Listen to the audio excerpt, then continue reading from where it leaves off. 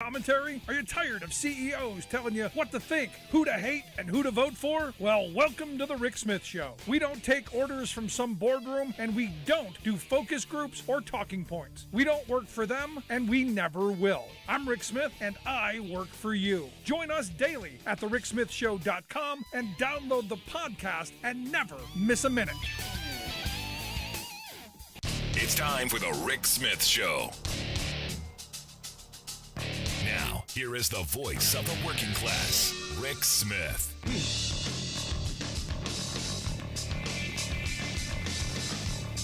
And welcome, brothers, sisters, working class heroes. This is the Rick Smith Show. Thanks so much for being here. Today on the big program, lots to get to, lots to talk about. What an interesting primary day Tuesday was, especially in my state of Pennsylvania. Still not over yet. The Senate, the Republican side of the Senate race, still up in the air. And kind of interesting how Republicans seem to be okay with mail-in ballots now. All of a sudden okay with it. Yeah, I was kind of waiting for Donald Trump to swoop in and say, no mail-in ballots. Now, as you know, it's neck and neck between Dr. Oz, and the according to Dr. Quack, the China businessman, David McCormick. They've been just, over the last several months, just beating each other senseless on that frame of, Dr. Quack on one side, China businessman on the other. There were about millions of dollars wasted attacking each other, and good for them. They're tearing each other apart. They're within the margin of an automatic recount at this moment, waiting on the mail-in ballots to be completely counted. And what's interesting? Interesting is, only a handful of the Kathy Barnett people are saying that it's being stolen from her. I was waiting for it. In fact, before the election, even started, I said, going to be interesting to see which one of them claims the election was stolen, because this is what Republicans do now in the post-Trump era. Because I had someone remind me that everything Trump has ever done and has lost, he's always claimed that he's been cheated. And this is now the whiny kind of part of the party that every time is going to be, I didn't lose because I was a bad candidate. I didn't lose because I had the wrong message. I didn't lose because I ran a crummy campaign. No, I lost. Oh, I didn't lose. Stolen. Now, to be honest, the person who should have won this race should have been Kathy Barnett. And I'm going to say it. I know I'm going to get heat for it. Oh, do I know I'm going to get heat for this? But I am going to say it. I thought about it and I have to say it because it is true. Had she been an old white guy who looked like a thumb instead of a black woman, would have won hands down, running away. Because if you look at the gubernatorial side of things, the old bald white guy who looks like a thumb walked away with it. Benito Mastriano walked away. Doug Mastriano walked away with the gubernatorial race over the former Congressman Lou Barletta, who had been, he had been the extreme of the Republican Party. For those who don't know Pennsylvania politics, he was one of the Tea Party guys. He was the mayor of Hazleton, did a bunch of horrible stuff to immigrants. That was his claim to fame in the Republican Party. He was able to stake his flag on, hey, I'm bad to immigrants. Credit, my family's a bunch of immigrants. And this is what sprung him to the mainstream of the party. He now clearly not crazy enough. Now Benito Mastriano there, he was there on January 6th. He led a bunch of busloads full of other little fascists to Washington for that day with the express purpose of stopping the steal. Remember, always remember, that was the point. Stopping the certification of the election. Every other excuse, line of BS that they throw out. Oh, it was a family day. Oh, it was just any other day. We were just rallying for peace and freedom. No, they were there to stop the certification of the election. Because ultimately what they wanted to do is they wanted to make sure that they didn't count the votes because they knew they lost. And they wanted the House of Representatives to end up being the deciders. In fact, Trump said it here in Pennsylvania a couple of weeks before that January 6th insurrection. They were planning this out. Mastriano was part of it, and he is now the Republican candidate for governor. He could be the governor of this state, and he already said on election night, he said, look, we're going to deliver those electoral votes to the Republican. And he, how most candidates who start off on the fringe, kind of move back towards the center for the election. He's not doing that. He's staying way off on the extreme because he understands. He understands where his base is. His base believes in what Trump has laid out. They wholeheartedly believe that the election was stolen from them. Granted, all of this election, no, this one's fine. Somehow Joe Biden was able to just steal his election. Not all the other ones, not this one. It's really quite remarkable.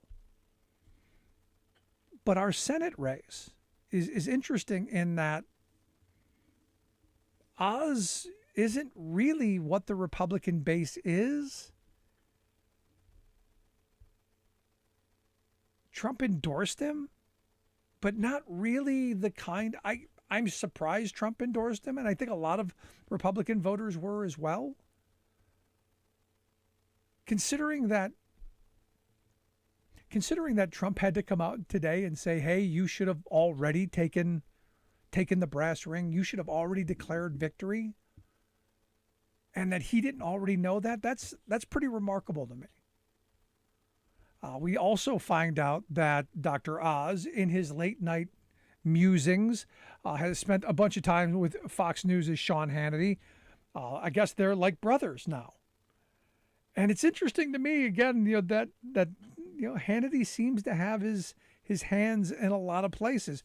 Now, I did like Kathy Barnett's response to this, which was, Sean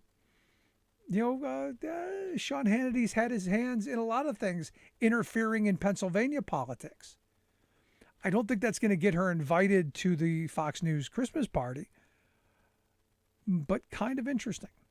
Now, on the Democratic side, what happened in this state? You had John Fetterman, who walked away with the Senate campaign, and for me, the message in that was simple: embrace working class values, embrace making the lives of working class people better, and embrace union rights, embrace health care, embrace education. He was strong on the legalization of marijuana. He was strong on prison reform. He was strong on working class values and issues. And guess what?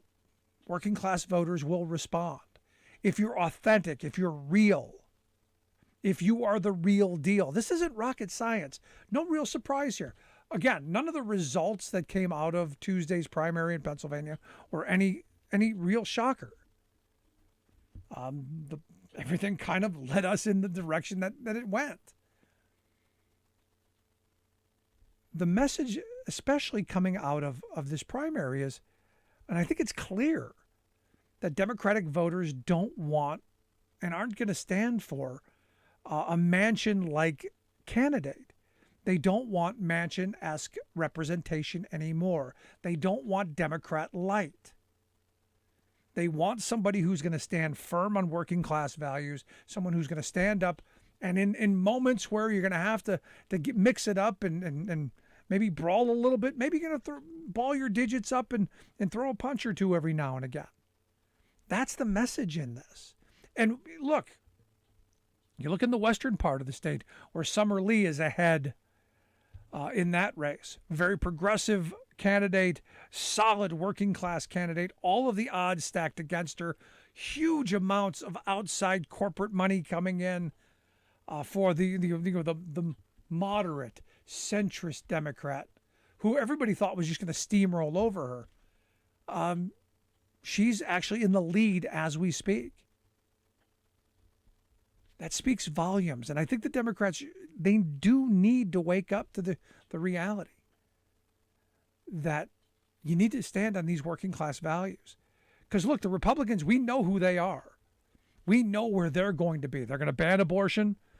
They're going to attack public education. They're going to deregulate guns.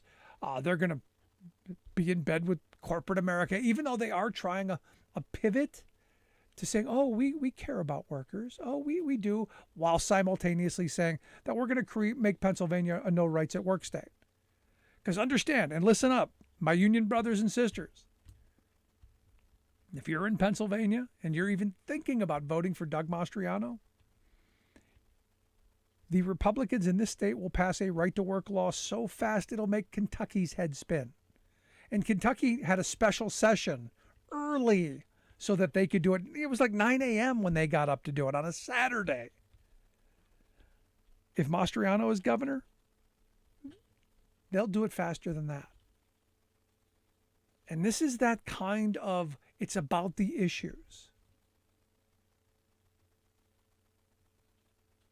And I'm hoping, and look, I like Josh Shapiro, the Democrat who is the Democratic nominee. I like him. I think he has a lot of broad base appeal. For me, one of the things that he did, he went after one of the biggest construction companies in this state and even in the country, and went after them for wage theft and employee misclassification. This is a guy who's got some bones when it comes to standing up for working people.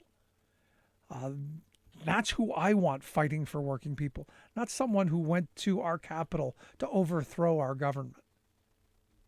Not a bully, not someone like that. And this is going to be an interesting moment, because there is a clear choice. And I think over the next couple of weeks, as Democrats in Washington begin laying out their committee findings on what happened on January 6th, I'm hoping people are paying attention. Because, well, the lure of Stop the Steal is still in the GOP's mind, not just here in Pennsylvania, but in places like North Carolina as well. The outrage machine has polluted the minds of Republican voters. And look, I listen to some right-wing radio. I'm amazed that people can tolerate it, because it is chocked full of nonsense.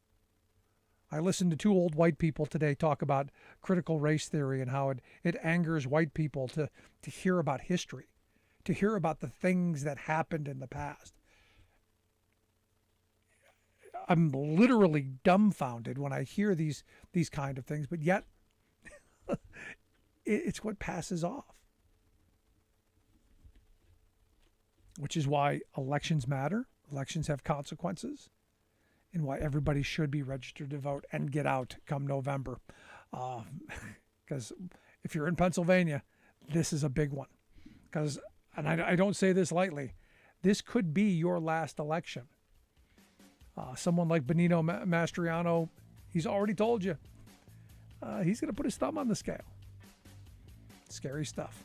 Love to hear your thoughts. 1-866-416-RICK. 1-866-416-7425.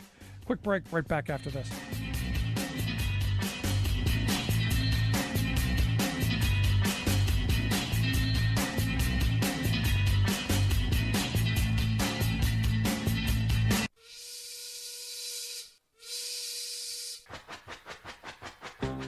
If you're a fan of the show, you've heard our Labor History in 2 segments, and you can hear them on the radio pretty much anywhere in the U.S. Labor history has never been more important than it is right now.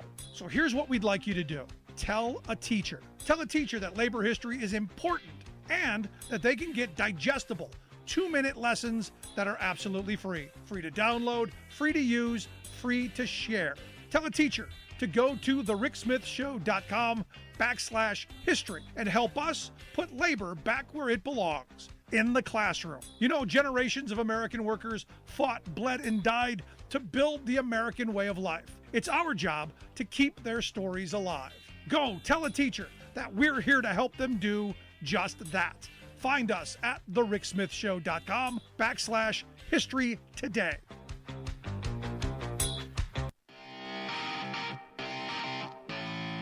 Welcome back to the Rick Smith Show. Now, here is Rick Smith.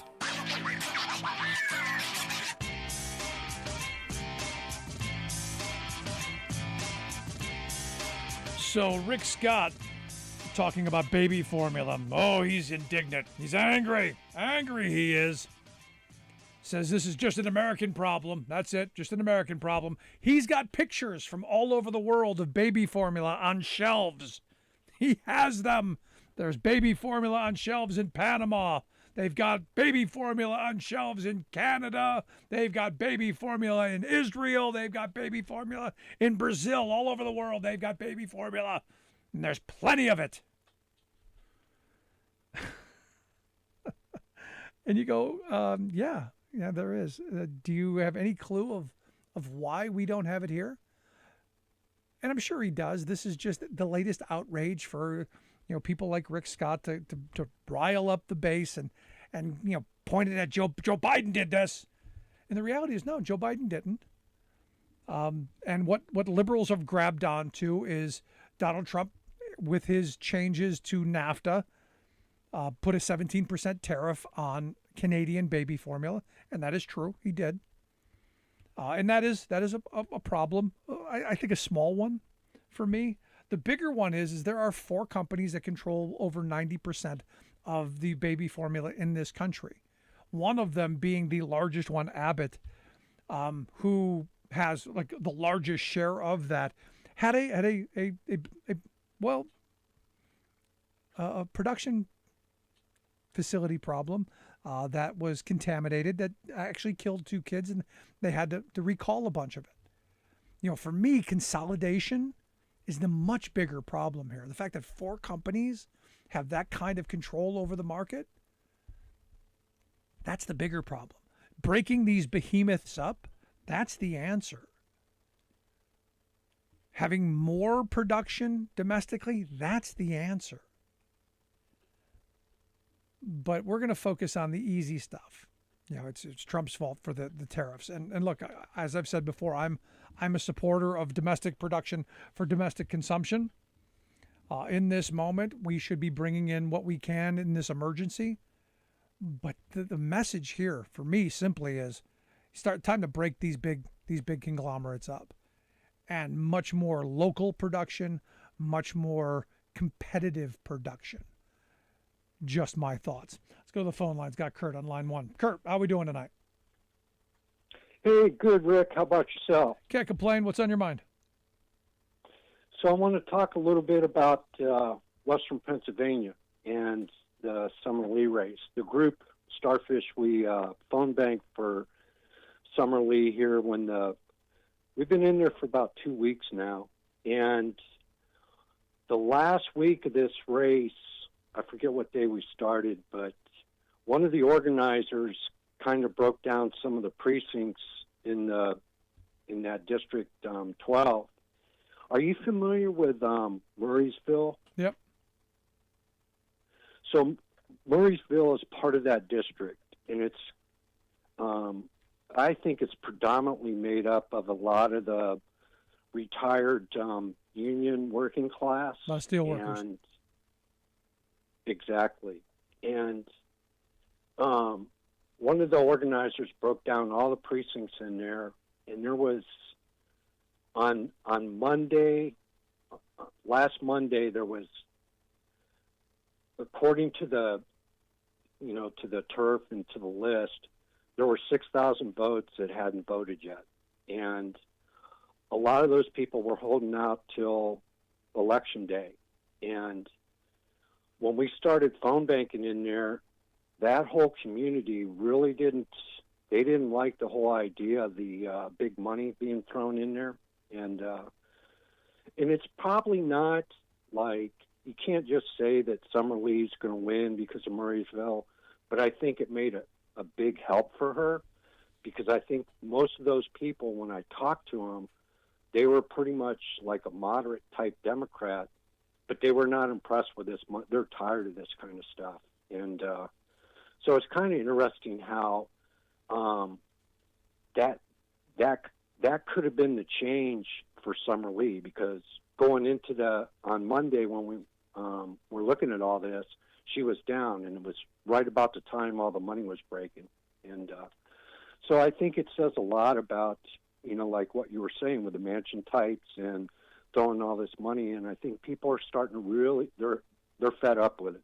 And, they want to get back to helping the working class. Yeah, and I would argue that, some of the people that I talked to out that way as well, they believed her more on the things that are going to help their family get ahead and make life better. The working class issues, they were more on her side than the other. And because they believed she was more authentic. And that's the message I kept getting back.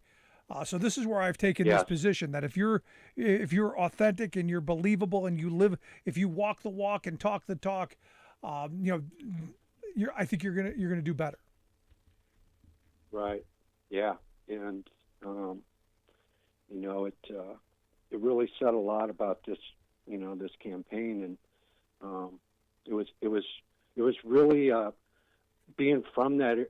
As a kid, I grew up in Ohio, and my grandparents lived in Western Pennsylvania, and it kind of took me back to some of that time as a kid in those conversations from those people that I generally don't hear out west, because we're in Tucson, we're not really a union, we're not union led, and so it's nice to hear those conversations. And I think I talked to like 200 people in that town, voters in that town, that would talk about the Blue Dog Democrats.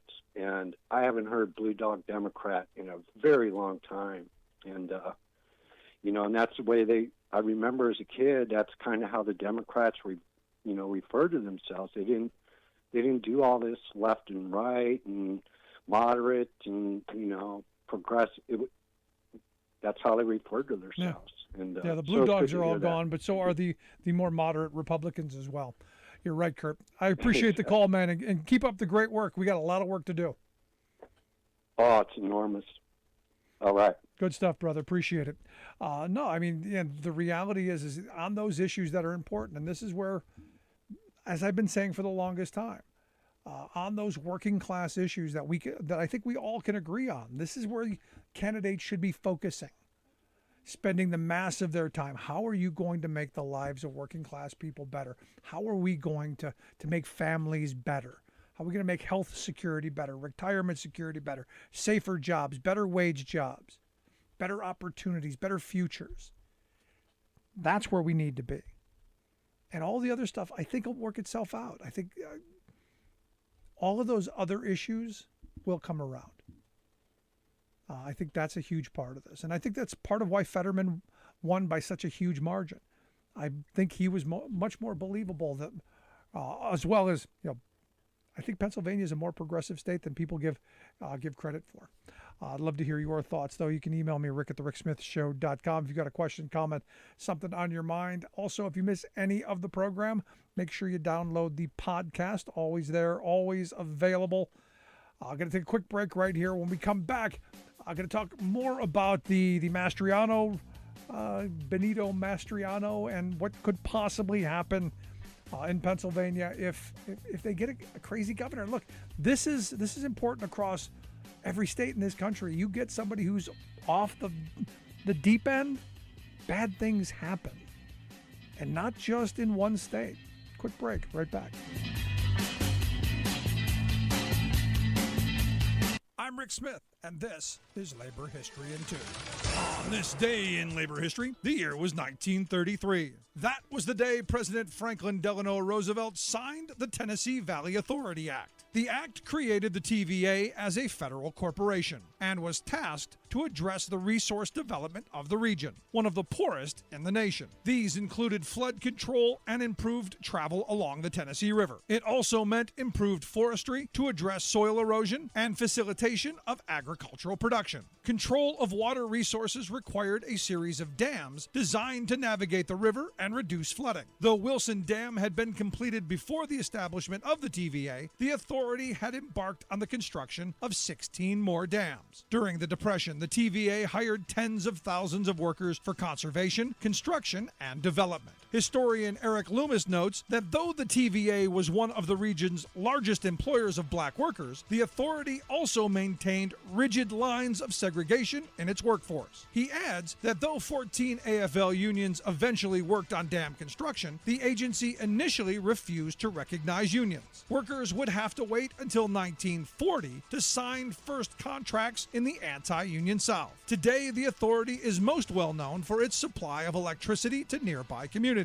It is the nation's largest public power company and serves about 80,000 square miles in the southeastern United States. TVA capacity to generate electric power includes some 29 hydroelectric dams, 11 coal-fired power plants, 3 nuclear plants, and several combustion turbine installations. It also has several solar and wind installations. The authority produces more than 130 billion kilowatt hours of electricity each year. The TVA played a critical role in transforming the South by constructing infrastructure necessary for modernization and industrialization.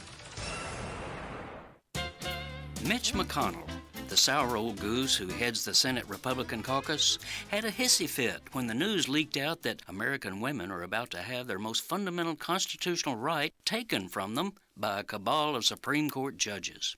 What made Mitch twitch, of course, was not the bad news for women, but the leak. He huffed that revealing the right-wing court's scheme to the public was a stunning breach, spewing that it's an attack on the independence of the Supreme Court. Mitch, the so-called Supremes have been meeting behind closed doors specifically to plot an all-out attack on the independence of some 170 million women to control their own bodies. Why aren't you opposing the secrecy rather than supporting the court's subversion of women's liberty? Perversely, the entire Republican leadership is outraged by the leak rather than the attack on women. Right-wing blowhard Ted Cruz, for example, yapped that informing the public, quote, will do lasting damage to the integrity of the court. Ted, you and your ideological ilk annihilated the court's integrity and its legitimacy when you stacked it with a covey of corporate-coddling partisan hacks like Alito, Barrett, Gorsuch, Kavanaugh, and Thomas. Then came Senator Mike Lee of Utah, a Trump acolyte, ludicrously blathering that the leak of the judicial plan is despicable. Why? Well, he explained to us commoners, the court, quote, is not a political body. If ignorance is bliss, Mike must be ecstatic. The GOP majority on this court is so immersed in its own partisan biases that it is routinely ruling against workers, the environment, women, voting rights, local communities, and democracy itself.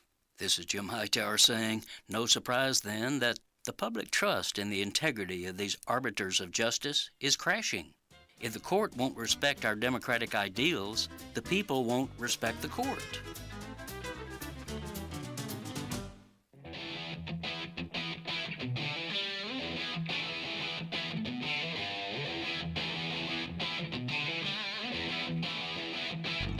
Welcome back to the Rick Smith Show. Now, here is Rick Smith.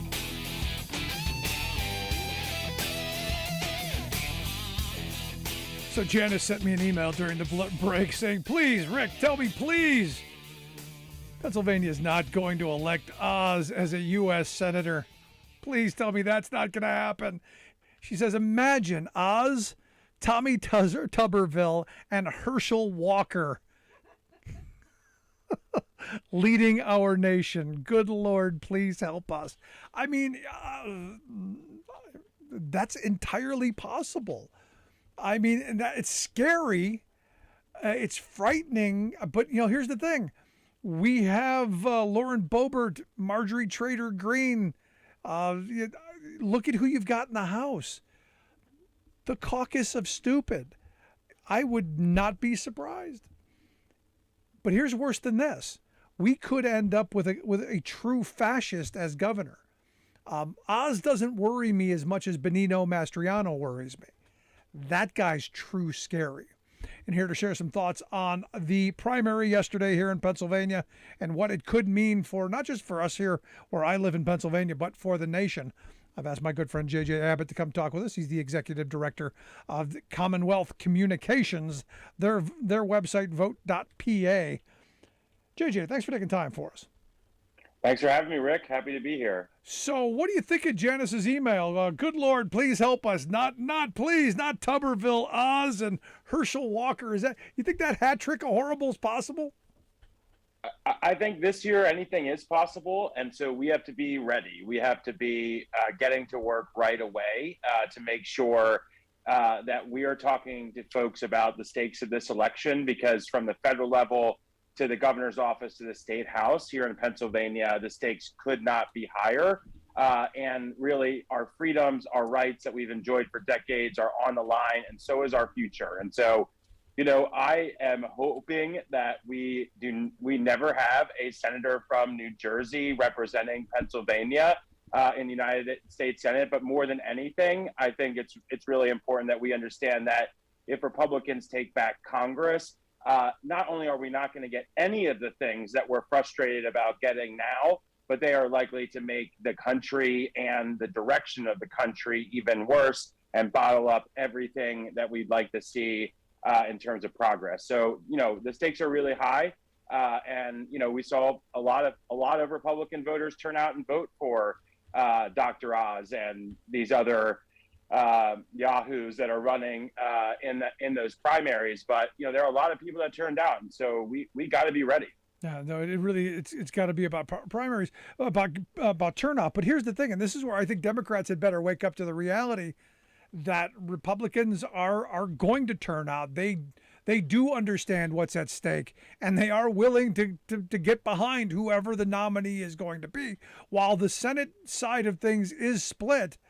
And look, Oz, I think, is terrible. I think McCormick was just as bad. And the two of them spent millions of dollars ripping each other apart.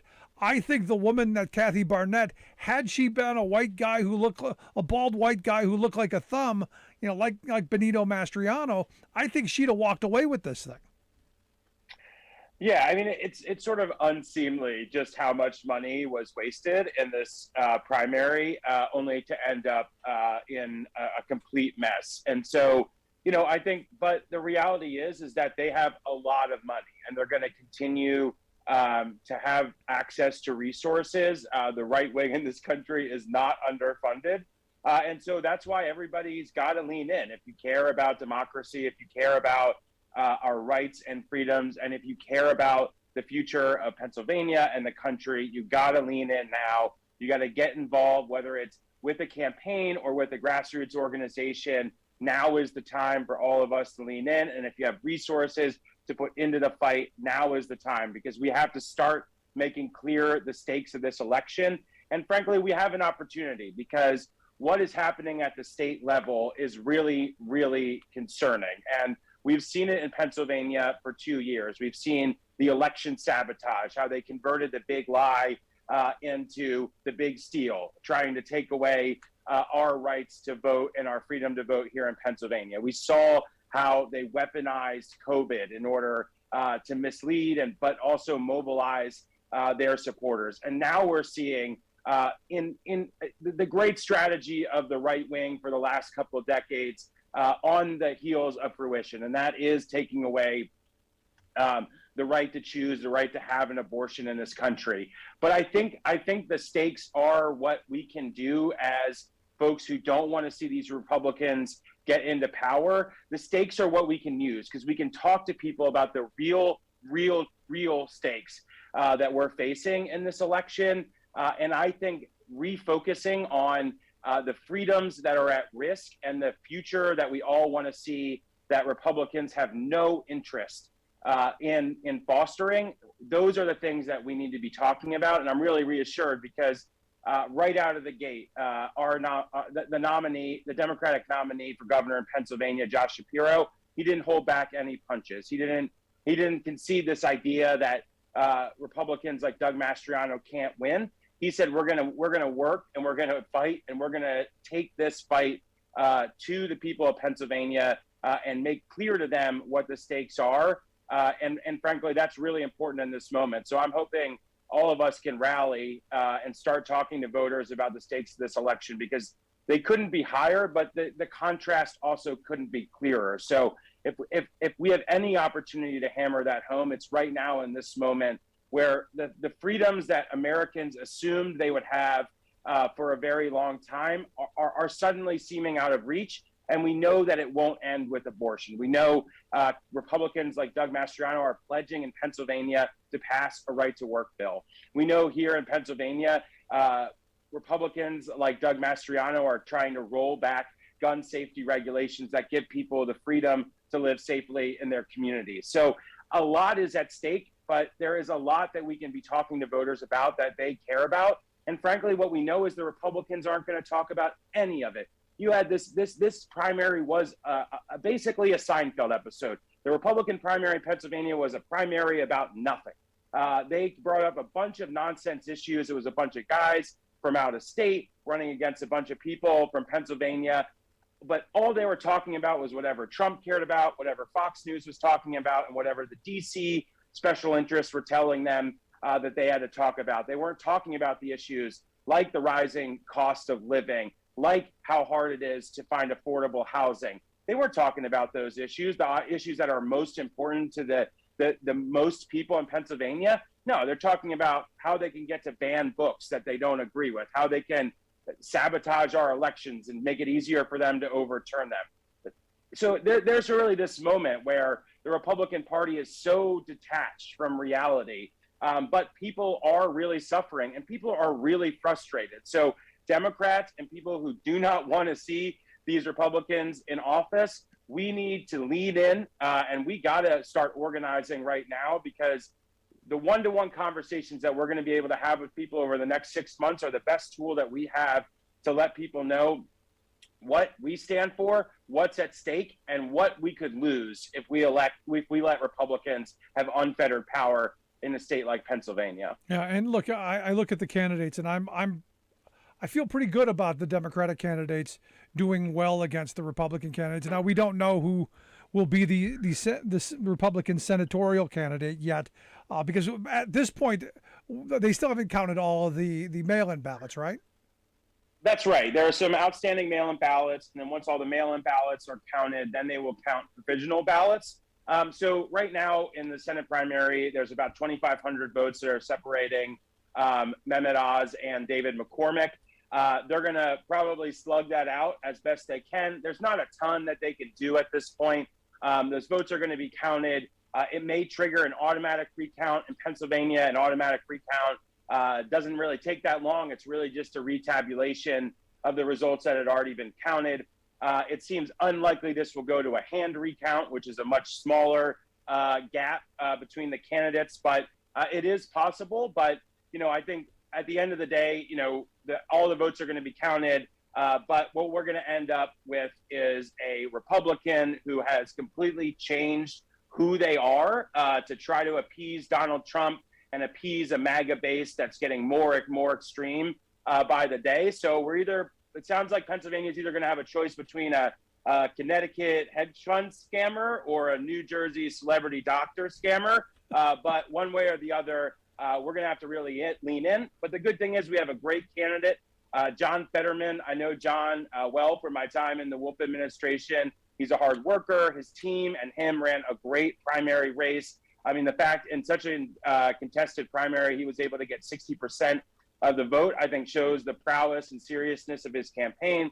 And then for governor, we have a great candidate as well, who I think is going to inspire voters to come out. And both of them have been traveling the state. They're not ignoring our base voters or places in Pennsylvania where they can pick up and cut away at the margins. And they're putting everything on the field. And so I think we gotta get behind these candidates. We gotta run hard, and we gotta make sure that we don't let an incredibly extreme Republican Party with candidates like Doug Mastriano get more power and the ability to roll back the rights and freedoms that we've enjoyed for decades. You're listening to the Rick Smith Show here with J.J. Abbott. He's the executive director of Commonwealth Communications. You can check out the website that they've got, vote.pa, encouraging people to register and to vote. I think that's a great cause. Here's the thing. I mean, the fact that these candidates seem to be so far off the fringe. I mean, I look at at Mastriano, where the person who came in second place, Lou Barlotta, was the Tea Party darling of just a couple of years ago. He was the extreme of the party just a few years ago, and this guy is, well, like I said, I call him Benito Mastriano because he is that far off the beaten path. Could that be the undoing of the Republican Party, that they've gotten so extreme that there are some Republicans who go, this is too far? Well, listen, I think what we have to do is we got to go get every vote that we can. And that means going to all the places in Pennsylvania and talking to them about the stakes of this race. But there's no doubt that Mastriano represents the modern version of the Pennsylvania Republican Party. And I think it's really important to note that Mastriano didn't come out of nowhere. He rose to this power within the Republican Party because he was enabled by the very Republicans who have tried to stop him over the last few weeks as he threatened their power. When the state was going through an incredibly difficult time with COVID, Doug Mastriano led the charge to try to roll back public health protections and to mislead his constituents about vaccines and masks and the kinds of things that we could do to try to keep each other safe. And then as soon as the election happened and they lost and Donald Trump lost, Doug Mastriano shifted his entire ethos to be an election saboteur and to try to overturn the election, ultimately ending up on the Capitol lawn during the January 6th insurrection. But he didn't do that alone. His infamous hearing at Gettysburg was hosted by the Senate Republican caucus in Harrisburg. The things that he was doing in the election were being echoed by Republican leaders. The same letter that he signed asking Congress to overturn our election on January 6th, that letter was signed by over 100 Republicans in Pennsylvania. So this idea, I think, is Mastriano's extreme persona certainly has the ability to turn people off. But his positions, they're the positions of the Pennsylvania Republican Party. And there was a great story today by Andrew Seidman in the Philadelphia Inquirer that talked just about this. They're not criticizing Mastriano for his positions. They're not saying banning abortion at conception with no exceptions, that's too extreme. They're not saying that. Trying to bust unions and pass a right to work bill, that's not what they're saying is too extreme. What they're saying is too extreme is his statements, his rhetoric, and that they don't think that he can win the election. There was a Republican pundit on CNN just last night from Pennsylvania who was saying, well, I think Doug Mastriano is too extreme. He went to January 6th, but maybe he'll tack to the center, and I hope so because ultimately I want him to win. And so I think we should not rest for a second that the Republican Party will not embrace Doug Mastriano in some way. We have to work hard, and frankly, we have to hold accountable everyone who enabled people like Doug Mastriano to cause the kind of chaos and division and just outright, just nonsense in our elections and in our public policy debates here in Pennsylvania. And so we got to go all in, and we cannot rest for a second and think that someone like Doug Mastriano can't win, because let me tell you, they used to say this about another guy. We got to take him literally, and we got to take him seriously, because he literally wants to do the things that he says he wants to do, and he is seriously committed to getting the power to do it. He has a grassroots operation that is unparalleled in the Republican Party in Pennsylvania, and he absolutely smoked his competition when they were spending tens of millions of dollars for themselves and to oppose him. And so we have to take him seriously. I know from what we've heard already from the Shapiro campaign that they're taking him seriously, that they're not going to take their foot off the gas. And so we all have to do the same thing. And so the stakes, as I said, could not be higher. for our democracy, for our rights, for our freedoms, and for the way of life here in Pennsylvania. And so we all got to get in, and we have to fight back because at the end of the day, I think we're going to see consolidation. They'll find every excuse they can to forgive Mastriano's past misdeeds and embrace him, because at the end of the day, what they care about is power, their ability to enact their agenda, and more than anything now, the ability to control our elections, which the governor of Pennsylvania will appoint the Secretary of State for 2024. So if we don't want somebody like Mike Lindell or General Mike Flynn as the Secretary of State for Pennsylvania, we all better get out there and work and make sure that we elect Josh Shapiro and defeat Doug Mastriano at the ballot box. There you go. Simple stuff. This isn't rocket science. JJ, I appreciate the time. Great work. I hope you'll come back. I know this is going to continue.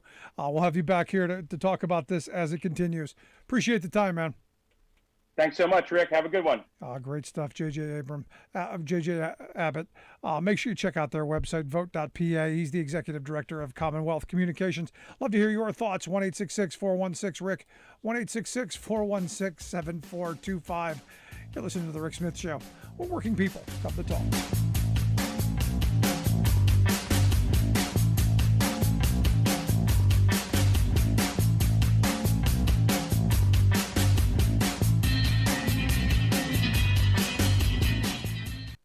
I'm Rick Smith, and this is Labor History in 2.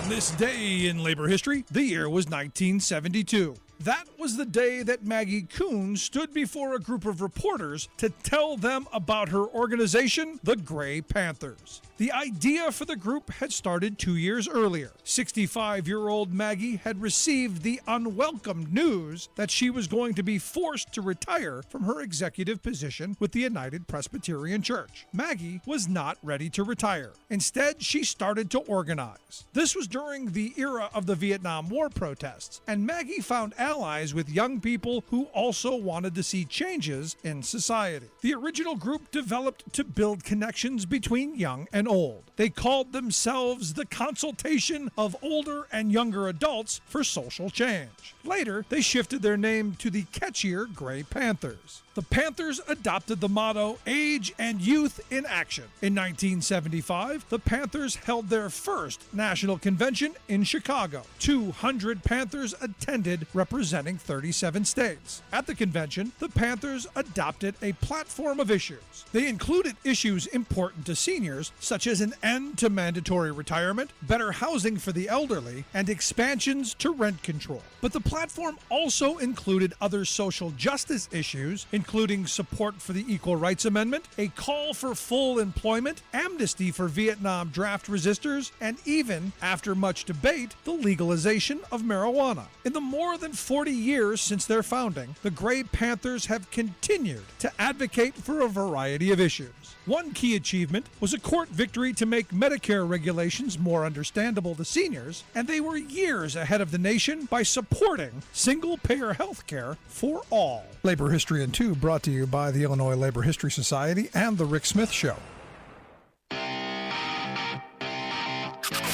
You're listening to The Rick Smith Show, where working people come to talk. I couldn't believe this when I saw it. Evidently, Sarah Palin, who's running for Congress, she made $211,529 from doing cameo videos. It's over 37 grand more than she'd make in Congress if she wins. I have no idea why she would ever leave that gig. I can't imagine who in their right mind would pay for a message from her. Mind blowing. But hey, what's that saying about a fool and their money? There it is. Let's go to the phones. Got Alice on line 1. Alice, how are we doing today? Oh, we're hanging in there. How about yourself? Living the dream. What's on your mind? Well, I just wanted to say we've been, of course, paying attention to the news reports about the Pennsylvania, election results, and my husband and I have been laughing. Well, especially my husband, and he was saying, because they were Mastriano on the news tonight was saying, well, not all of the mail-in ballots are counted yet. And my husband started saying to the television screen, "I thought they were illegal. Isn't that what you said?" And I told my husband, "Well, somebody will bring that up." And then I seen that Donald Trump was complaining because Dr. Oz, the quack, wasn't, the declared winner yet, and he wanted to stop counting the mail-in ballots because he's claiming it's illegal and they're going to switch them. But it's a regular circus here in Pennsylvania, isn't it? Yeah, I mean, this is you can't have it both ways. You can't say this is all bad. Mail-in ballots are illegal and unconstitutional, and then go, oh, we're going to wait for the mail-in ballots. I know. I thought, make up your mind. Yeah. Or is it mail-in ballots are only good if it's Republicans doing it? I think you found the caveat. Yeah, I think you found it. I do too. Well, you have a good evening, Rick. Thanks so much, Alice. Appreciate it. No, I mean, this is not surprising. And look, it was entirely predictable in 2020 what was going to happen. In fact, I had predicted it months before it happened because you could see it coming. Democrats were much more cautious about the virus. They were much more willing to go, hey, you know what, I'm going to stay away from the polls. We'll mail in our ballots. Pennsylvania law is what it is. You can't start counting until the day of, and you're not going to count millions of ballots in a couple of hours. It's going to take time. And you knew that the night of the election, Trump was going to have a huge lead. And as the days went on, that lead would dwindle. You knew that. It didn't take rocket scientists to figure that out. You need to be a genius. And Trump even knew, which is why they spun it the way they did. Because he also knew he was going to lose. Because I think everyone kind of did. The economy was in the tank. The pandemic was handled poorly. People were tired of him and his nonsense. It was time for him to go. So they had to create this. I didn't lose. It was stolen from me. It's crazy. I mean, it just is what it is. And now you look at this formula gate. Oh my goodness, Rick Scott's got pictures of baby formula all over the world. And good on the president for finally, coming out and using the Defense Production Act to get more production of baby formula and forcing these companies to ramp up production and forcing them to get the stuff that they need to do more. But I still keep coming back to, you know what? We need to start breaking some of these up. Some of these big companies we need to be breaking up and making them much more competitive and much more regional. Now, evidently, this Abbott Nutrition, one of their largest plants in Sturgis, Michigan, the one that has had the contamination issue, they are in negotiations to reopen. Evidently, they have to revamp some of their safety protocols, some of their procedures. They've got to do some ramping up so that maybe we don't kill some more kids. Probably not a bad idea.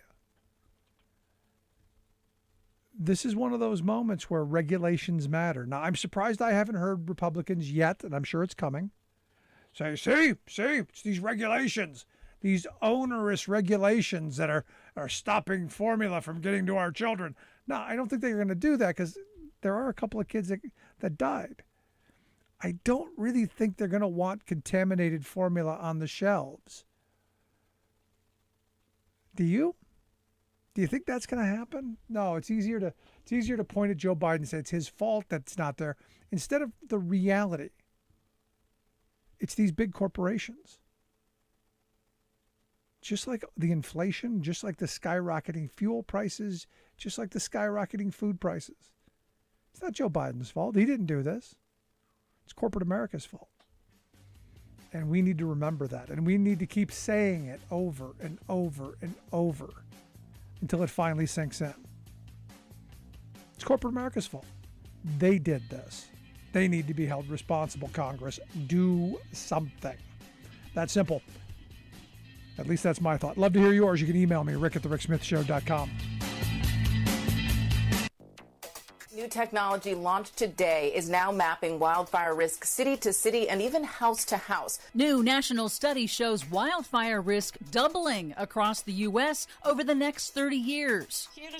Russia has deliberately decided to extend the military war against Ukraine into a war of grains, a so-called wheat war. Extreme drought and Russia's war in Ukraine risk triggering global wheat shortage. Plus, everything that needed to be done was done to fix the power grid in Texas. Texas electric grid struggles in extreme heat. I thought it struggles in extreme cold. It struggles in both. All of those struggles and more straight ahead from BradBlog.com. I'm Brad Friedman. And I'm Desi Doyen. Stand by for 6 minutes of independent green news, politics, analysis, and snarky comments. You see, all week their stories were about down in Laguna. They said, fires are destroying multi-million-dollar homes. Or as we call them in California, homes. Yep. This is your Green News Report. Okay, Desi Doyen. So Russia is not only using energy as a weapon, it's also using food. Yes, unfortunately it is. In Europe on Saturday, Russia cut off electricity to neighboring Finland in retaliation for Finland's decision to apply for membership in NATO because of Russia's unjustified invasion of Ukraine. Well, that'll show them. Russia had provided Finland with about 10% of its electricity. Germany announced it plans to stop importing Russian oil by the end of the year, even if European Union member nations fail to agree on an EU-wide ban in its next set of sanctions. Good. Also in Europe, unprecedented drought is threatening wheat crops in Spain, Portugal, and France, forcing officials to institute water restrictions. France 24 reports that last week, France endured its first flash drought, a sudden onset of intense dryness and extreme heat that dried out soil and crops in just 5 days. That dampened hope that French wheat exports could ease shortfalls in global grain supplies that are caused by Russia's blockade of Ukraine's exports. Flash drought? Yes. Someone's making that up. Sadly, no, they're not. G7 leaders warned over the weekend that extreme weather damages plus Russia's war in Ukraine risk triggering a global food crisis. Why not? Everything else is in crisis. In New Mexico, the Hermit's Peak Calf Canyon Complex fire in northern New Mexico has been burning for 40 days and is now the largest fire in the state's recorded history at more than 450 square miles. The fire has destroyed nearly 500 structures.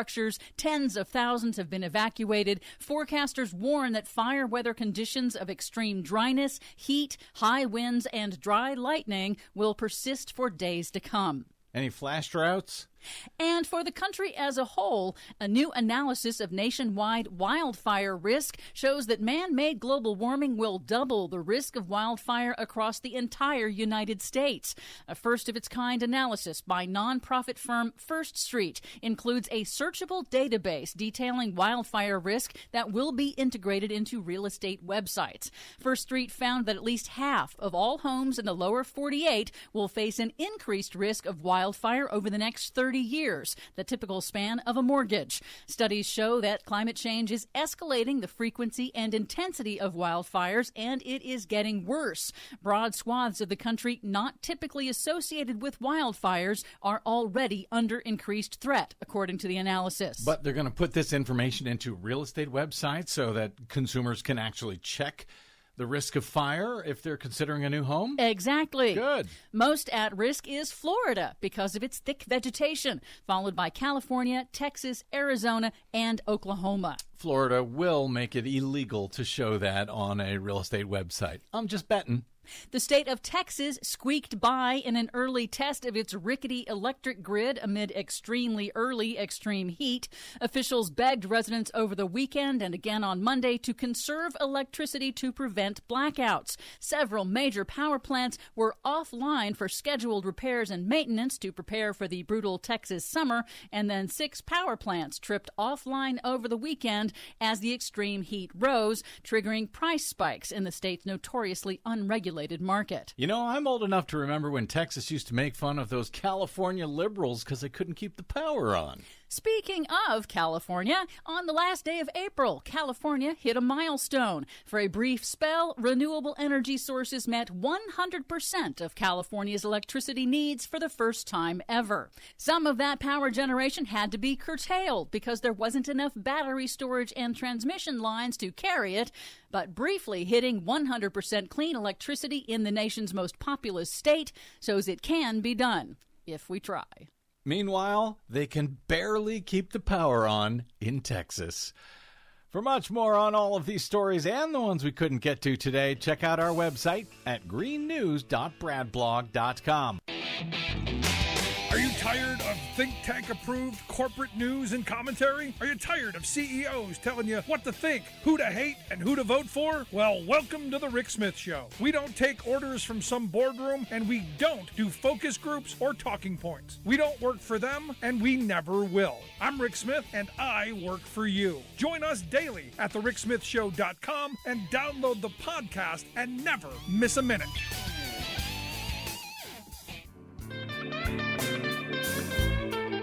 Welcome back to the Rick Smith Show. Now, here is Rick Smith. So one of the big stories coming out of Tuesday's primary is Madison Cawthorn lost. Big win for Tom Tillis. And, you look at this and you go, all the crazy stuff he did, all of the nonsense, all of the childish rhetoric, it wasn't until he started talking about cocaine and orgies that he got thrown under the bus. There's some things that they will tolerate, some things they will not. Now I gotta wonder what Madison's gonna do now. I worry. I gotta tell you, I am really truly worried about him. This is someone who is devolving right before our very eyes. I hope someone does an intervention and puts him on the straight and narrow. Now, Georgia's got a primary coming up. Got rid of one lunatic, hopefully. Cawthorn's going to be gone. Wouldn't it be great if Marjorie Three Names went down?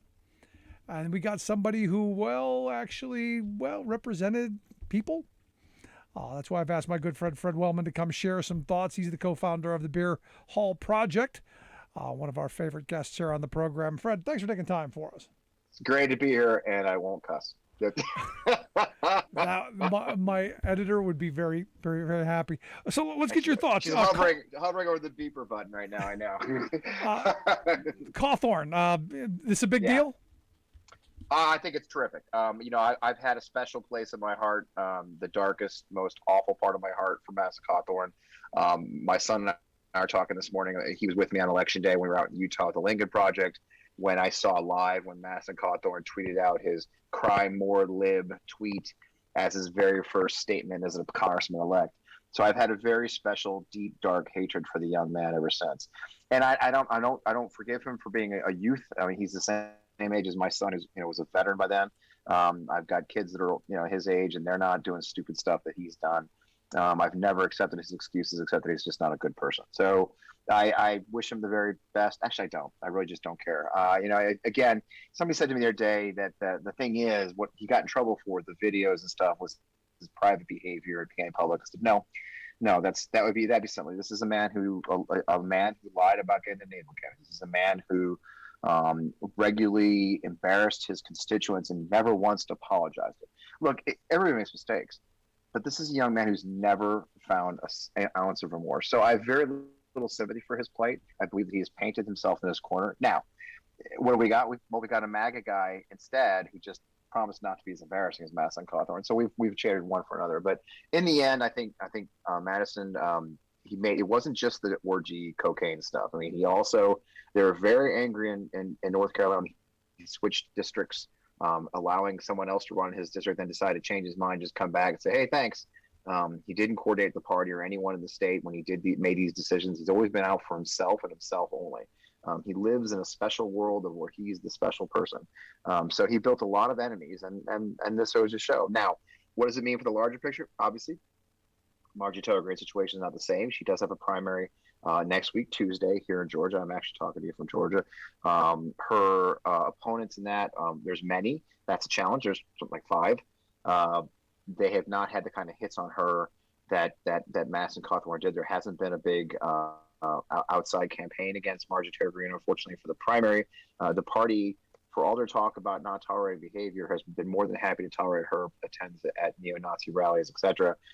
So I don't believe she's in any danger of losing at the primary ballot, unfortunately. But I do believe that she is in a competitive district now for the general. I do believe that obviously my friend Marcus Flowers I believe Marcus will win the primary next week, and I believe that he can mount a campaign that gives her a challenge. And the hope is because there was part of me that hoped that Cawthorn would make it through the primary, so that would be a little more vulnerable come November, because these are seats that need to be picked up if Democrats are going to hold on to the House, to where these way out, crazy, just off the map Republicans, of which now in Pennsylvania we've got one running for governor. Right. Might be a little bit more, might be a little easier to take out. Well, that's the hope. I mean, I also remember saying that about Trump. So I'm not one of those guys who's a big fan of, the worst person is the right guy for the job, because we've already learned that the Republican Party is more than happy to embrace the worst people, hence Marjorie Taylor Greene. So I don't believe necessarily. Now, Doug Mastriano is a unique case. He's a retired colonel from the Army. I find him a reprehensible person with none of the character, none of the values that I served with. He was at January 6th. He's very, very anti-abortion. He's literally said flat out, as I mentioned earlier, I talked to Greg Sargent today from the Washington Post. He said flat out that if he doesn't feel like the next election wasn't without fraud, then he would not certify it. He's literally made it very clear that if a Democrat wins that state, there's every reason to believe he will not certify the election. So he's a very disturbing anti-democratic guy. He's a willing autocrat. He would run that state much like DeSantis of Florida. So he's especially execrable person. But Josh Shapiro is a great candidate. I think Josh has a very good chance of beating him. Pennsylvania is a purple state, truly.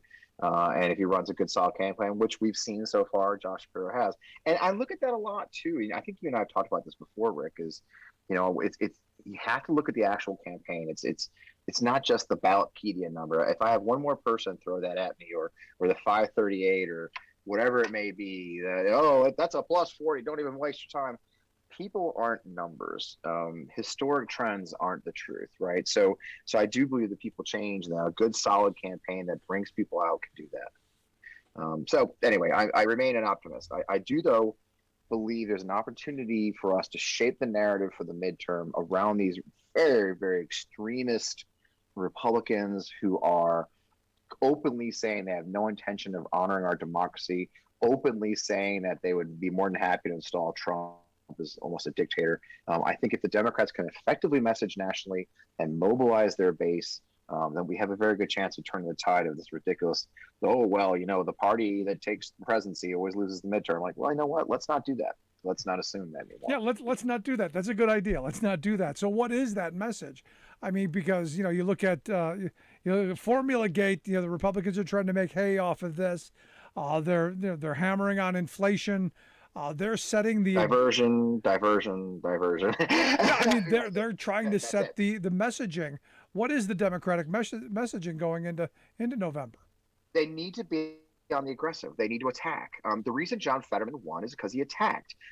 Connor Lamb's a decent person. I he's a veteran like me, but in the end, the Democrats are trying to elect people. Thankfully, our voters are electing people who will attack. John Fetterman's not going to take any BS, right? So I do believe the Democratic National Party and the leadership in Washington, which I am nervous about, they are octogenarians, need to understand that there's an electorate that's angry, that wants to fight. So they need to go on the offensive. I'm very proud of Ms. Psaki when before she left. She had that thing the other day where they tried to, one of the mainstream reporters tried to go after, the president's saying that, Republicans want to raise taxes. Really, that's just Rick Scott's plan. She goes, oh, really? Rick Scott's plan? She opens her book and reads, 15 Republicans, include Ronna McDaniel and others, who've endorsed his plan to raise taxes on most Americans. Guess what happened? Fox News spent the rest of the day defending that. Oh no, well, Rick Scott's, loner. We need to do that. We need to be prepared to go aggressive. Look, the baby food thing is such a freaking ridiculous diversion. This is a capitalist country. It's not the government. The government doesn't produce baby formula. The government doesn't distribute baby formula. And we can't keep falling into these traps that the Republicans lay so effectively. That whole thing started because Marjorie Taylor Greene was one of the first ones. She said, we should be giving $40 billion in aid to Ukraine because we can't take care of our own people. Like, there's a baby food shortage. What could that $40 billion do here in America for baby food shortage? Well, this isn't a communist country, right? So the next thing you know, excuse me, I apologize for sneezing. The next thing you know, you've got everybody saying it. And oh my gosh, now it's the talking point. We spend so much time chasing our tail with these ridiculous sidebar diversions instead of being aggressive and holding them accountable. I want to know, like, for example, I've been telling a number of my candidates, when you talk about Buffalo, and I've actually had some people say to me, I've talked to other campaigns, like, well, forever trying to avoid the gun issue. Okay, for goodness sake, Buffalo, the guns is an issue. This is racism. That young man went to that town 200 miles away with the intent to kill Black people. This is an issue of great replacement theory being standardized, being sanitized, and being distributed and available to young, angry men. And that's being done by the GOP. That's being done by Republicans. Lee Stefanik, a New York congressman, ran ads this fall about replacement theory. They couch it in code words like, oh, they're going to try and add more people to the voter rolls. No, it's the same theory. So we need to be very aggressive. I've counseled my candidates, go after these guys, make the Republicans answer for these things. The GOP needs to say, I guess Jim Jordan may have gone on the floor tonight and said, oh, of course we're against white nationalism. Really? Because it seems to be a major talking point. Right? So I think if we're aggressive in our message, if we go after them, we tell our story effectively, we tell our story of what we've done. The Biden administration's messaging system is deeply broken. I'm sorry to say that. I have great respect for the president, what they're doing, but they continue to fail to message. There's a great article today in the Post about this disinformation board and how it went horribly awry. How did they not see that coming? I mean, how do you issue something named the disinformation whatever board and are shocked that there's blowback? I mean, it took an hour and a half of Jack Posobiec to shape that message. Yep. And they never recovered. And now they've dissolved the whole damn thing. And I got to tell you, I was just banging my head on my desk today saying, my God, how'd you not see that coming? How did you not respond at a time? It took them, they never did actually get together any kind of effective talking points and distribute those talking points to their surrogates, which they've never recruited any surrogates. Look, the Republicans are masters at it. They get their talking points every single day. Everybody on Fox News and OAN and Newsmax is on board. And the Democrats continue to flail about making it up as they go. So I'm extremely frustrated with the failure to effectively communicate to the American people from this administration beyond the 1991 style of sending a spokesman to the podium. And so that's how they win. They build an actual messaging operation that takes the fight to the Republicans, and they do it fast. And I remain ever the optimist. We'll see. Yeah, what's that Will Rogers quote? I'm not a member of an organized party. I'm a Democrat. Right to your point. There you go. And here we are in 2022, and it was cute back in 1945, but now it's 2022, and we live in an information environment of immediate impact. Social media, cable news, everything else. We cannot continue to govern like it's 30 years ago. We need to modernize. We need to coordinate our messages, and we need to be aggressive in doing that. The Republicans have got it down. They got it down to a science. The baby formula thing went from one little quip to their main talking point within a week. And guess what? Now the president's out. Oh my God, the Defense Production Act for baby formula. My God, they're running circles around us. Communications wise. And now we're not talking about abortion. We're not talking about Buffalo, right? Once again, they diverted our attention. They divided. I mean, the division was brilliant. The day they decided to come up with the talking point where we're giving formula to illegal immigrants instead of Americans, where they literally suggest their talking point was starve babies who are in our custody, and we let them off. And the Democrats didn't go after that for more than a couple hours.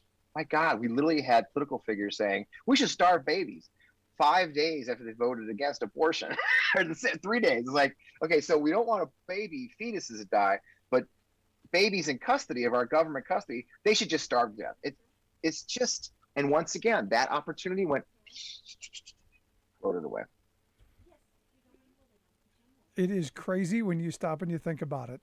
It is the way that they're coordinated, the way that they're all on the same page, the same message, right. And Democrats haven't been able to figure this out. I mean, it's incredible to me. It's incredible because you know what? It's not that freaking hard. I mean, honestly, I was in the Army in 2000. When was I in Iraq the first time as a public affairs officer? 2005. And every day we issued our key talking points. When I went to Army headquarters in 2007, after I graduated grad school, I ran the Army's internal news network, Soldiers Magazine, Army News Service, Soldiers TV. I ran all that. And we would go to meetings at the Pentagon, and each day, the Secretary of the Army, each week, the Secretary of the Army and the Chief of Staff of the Army would give us their 10 priorities. These are our 10 priorities, be it women in the military or tech. That was a big one for a while back in the late 2000s, was the Army is a high-tech force. I don't know. We had to convince people that nerds are welcome. And you know what I'd do? I would come back, and I'd stick that in the column right in the middle of my newsroom. And my reporters would come to me. They say, sir, I want to do a story. I said, okay, look at the list. And they'd go to the list. I said, is it on there? And they'd say, no. Okay, then don't do it. Okay. Well, here's an angle, sir. Like, great. I mean, here's a perfect example. Miss America 2008. This is a true story. 2008, 7, doesn't matter. 2007. One of the Miss America finalists was a soldier, Utah National Guard, and she was a combat veteran in Afghanistan, and she was a soldier, and then she was going to nursing school where she was getting a full ride from the Army to go to nursing school. Now that's a story. Okay, so I've got a young lady who's also Miss America, but she also happens to be one of our prime recruiting targets, which is healthcare workers at the time, and the fact that she was getting a free ride scholarship from the United States Army. That's what that story turned into. Women can be whatever they want to be in the United States Army, to include a beauty queen. And we made the front cover at Fox News ran stories about it. So again, so you should be the one running their messaging. How do we get you to do that? This is what we need to be doing more of. I kind of do it for a living, but I'm not terribly welcome. Well, it's what we need to be doing. But Fred, I appreciate the time. You're absolutely right. We got to get them pushing in the right direction, rowing in the same direction at least. But keep up in the same work. boat. Yeah. I'd like to see him in the same boat, for goodness sake, Rick. Exactly. But keep up the great work. I look forward to having you back again real soon, man. Thanks so much. Always a pleasure. Talk to you soon. Our good friend Fred Wellman. Make sure you check out the work that he's doing over at the Beer Hall Project, beerhallproject.com. Quick break, right back after this. Stick around. You're listening to The Rick Smith Show. For working people, come to talk.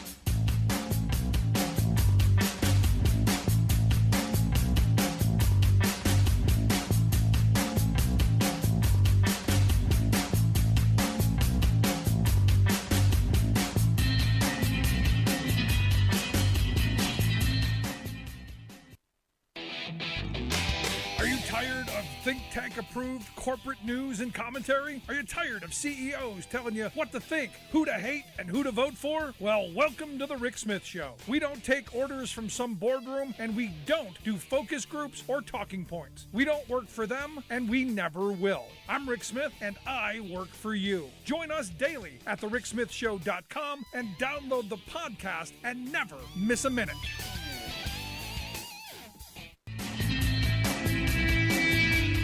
Welcome back to the Rick Smith Show. Now, here is Rick Smith. I like Fred a lot, and he's right. He's right on the messaging. Democrats got to be a lot more forceful and push back, and hold their feet to the fire. Look, be a little more vicious. Just my thoughts. Let's go to the phone lines. Got Sarah listening on WCPT AM 820 in Chicago. Sarah, thanks for taking time for us. What's on your mind? I've overcome my shyness to speak to you directly, but because of the baby formula situation. Yep. Here's the thing. I'm the surviving offspring of a rural country doctor in southern Illinois, and the thing of so many women clamoring for this baby formula. Now, I never was a mother, but I see powdered stuff in the baby supplies department in the supermarket, so I assume that it's something you can buy over the counter. And it just occurred to me that maybe so many women are using it for their babies because it's something that a midwife could recommend, and nobody would have to write a prescription. And a lot of women can't afford doctors or medical care, prenatal, postnatal, and or delivery. And so that's why there's so many of them on the formula. I myself was a bottle-fed baby. My father was very demanding, and my mother wore 7 hats, and so she couldn't relax enough to nurse us. And so I was bottle-fed, and I survived babyhood. So I just suspect that, I haven't heard anybody mention the medical expenses factor. And I can't help but wonder if that isn't a real fact, not just a supply issue. Yeah.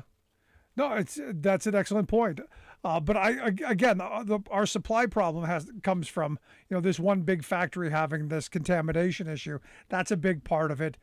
And I would argue. Well, I think there's a possibility that you mentioned that your former speaker mentioned how the Republicans have a way of managing speaking issues, and I think that they could be pushing that. Biden can't solve the supply issue, and so that's the real problem.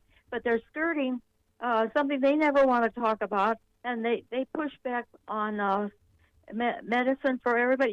You mentioned in your Gray Panthers note they were the first health care for all, and the Republicans don't want to talk about that. So I can't help wondering if that isn't really the factor. I'm sure it's part of it. Absolutely. I appreciate the call and the thoughts. Absolutely something to think about. Thank you. And bye-bye. Please call again. Thanks, Sarah. No, I mean it's one of those points, and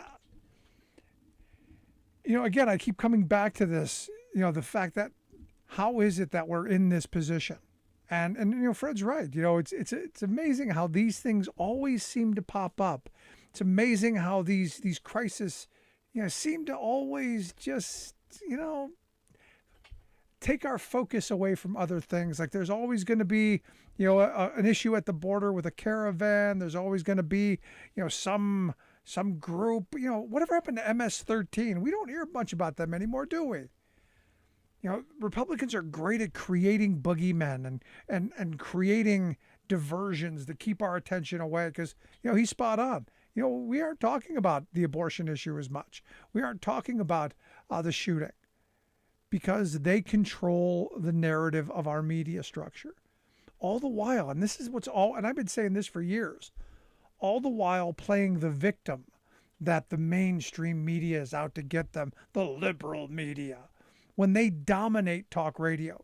There was a study done a number of years ago that said, in the talk radio circle, where I'm at, talk radio is 90% conservative. So crazy right-wing blather, 90% of what you hear on the radio, crazy right-wing blather. The fact that Rush Limbaugh could be on 1,200 stations.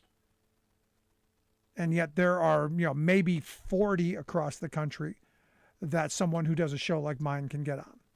Because that's all that exists. That's a problem with a media structure. That is a problem with where we are as a country. And we had better do something, and quickly. And until we do, I'm not quite sure where we end up with all of this. So as I look at this, the reality is better get better quickly on the messaging and all of that. Because look, you look at what they've done with the fuel prices. They're pointing out, it's all Joe Biden's fault. When you look at the 28 largest oil and gas companies, the first quarter of this year, they've had a combined profit of almost $100 billion just in the first 3 months of this year. Almost $100 billion. All of last year, all of 2021, they had $184 billion. $184 billion. I mean, it's insane. BP, Shell, Chevron, Exxon, in 30 years from 1990 to 2020, almost $2 trillion they've put into their pockets. It's crazy. It's insane where we're at. And yet it's Biden's fault. When these people are lining their pockets with an obscene amount of profit. And yet they still dangle it. It's Joe Biden's fault. It's all Joe Biden's fault. And we buy it because it's all we're hearing. It's our job. It's incumbent on us to push back. It's incumbent on us to stand up and say, you know what? We're not taking it anymore. We're not putting up with it. least that's my thought. Love to hear yours. If you miss any of the show, make sure you grab the podcast wherever you get your podcasts, from iTunes to iHeart, Stitcher to Podbean, everywhere in between. Also, email me, rick@thericksmithshow.com. Quick break, right back.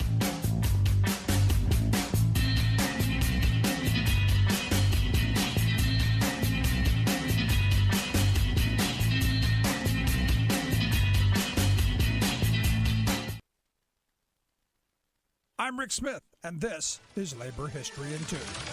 On this day in labor history, the year was 1972. That was the day that Maggie Kuhn stood before a group of reporters to tell them about her organization, the Gray Panthers. The idea for the group had started 2 years earlier. 65-year-old Maggie had received the unwelcome news that she was going to be forced to retire from her executive position with the United Presbyterian Church. Maggie was not ready to retire. Instead, she started to organize. This was during the era of the Vietnam War protests, and Maggie found allies with young people who also wanted to see changes in society. The original group developed to build connections between young and old. They called themselves the Consultation of Older and Younger Adults for Social Change. Later, they shifted their name to the catchier Gray Panthers. The Panthers adopted the motto, Age and Youth in Action. In 1975, the Panthers held their first national convention in Chicago. 200 Panthers attended, representing 37 states. At the convention, the Panthers adopted a platform of issues. They included issues important to seniors, such as an end to mandatory retirement, better housing for the elderly, and expansions to rent control. But the platform also included other social justice issues, including support for the Equal Rights Amendment, a call for full employment, amnesty for Vietnam draft resistors, and even, after much debate, the legalization of marijuana. In the more than 40 years since their founding, the Gray Panthers have continued to advocate for a variety of issues. One key achievement was a court victory to make Medicare regulations more understandable to seniors, and they were years ahead of the nation by supporting single-payer health care for all. Labor History in 2 brought to you by the Illinois Labor History Society and The Rick Smith Show.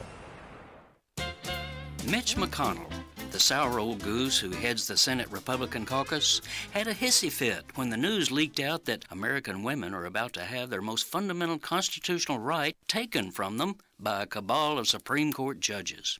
What made Mitch twitch, of course, was not the bad news for women, but the leak. He huffed that revealing the right-wing court's scheme to the public was a stunning breach, spewing that it's an attack on the independence of the Supreme Court. Mitch, the so-called Supremes have been meeting behind closed doors specifically to plot an all-out attack on the independence of some 170 million women to control their own bodies. Why aren't you opposing the secrecy rather than supporting the court's subversion of women's liberty? Perversely, the entire Republican leadership is outraged by the leak rather than the attack on women. Right-wing blowhard Ted Cruz, for example, yapped that informing the public, quote, will do lasting damage to the integrity of the court. Ted, you and your ideological ilk annihilated the court's integrity and its legitimacy when you stacked it with a covey of corporate-coddling partisan hacks like Alito, Barrett, Gorsuch, Kavanaugh, and Thomas. Then came Senator Mike Lee of Utah, a Trump acolyte, ludicrously blathering that the leak of the judicial plan is despicable. Why? Well, he explained to us commoners, the court, quote, is not a political body. If ignorance is bliss, Mike must be ecstatic. The GOP majority on this court is so immersed in its own partisan biases that it is routinely ruling against workers, the environment, women, voting rights, local communities, and democracy itself. This is Jim Hightower saying, no surprise then that the public trust in the integrity of these arbiters of justice is crashing. If the court won't respect our democratic ideals, the people won't respect the court.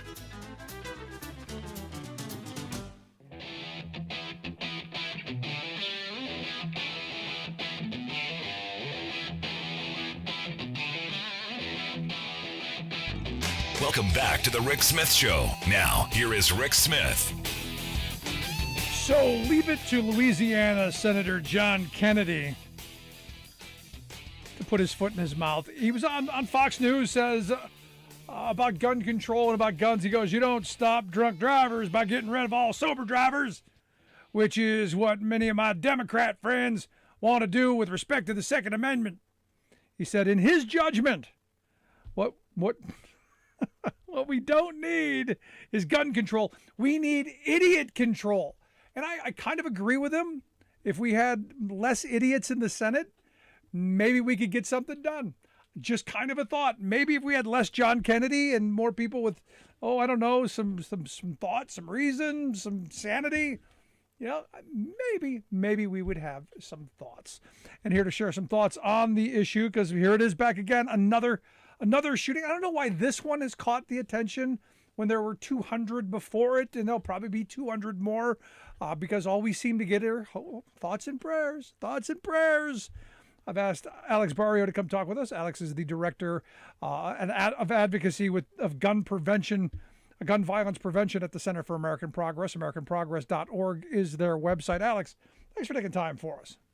Thank you. Thanks for having me. Good afternoon. So, what do you think of this idea of we need more idiot control, Alex? Well, I think idiot control is definitely something we need generally. I think you're right about, controlling some of these senators, keeping them out. And when we talk about driving, he makes a good analogy, I think, because for a car, you need to have training, you need to get licensed, you need to get insured. There are all these steps, all these barriers before someone can drive, because we know how hazardous vehicles can be, how many thousands of people die every year from car accidents, and we have a system in place to try to reduce that. We also have systems in place on the manufacturing side, making sure cars have airbags, rear view cameras now, rear view mirrors. On guns, we have none of that. And thus, idiots, as he refers to them, but what I would call dangerous people, are easily able to get guns because there are no rules, there are no regulations, there are no barriers.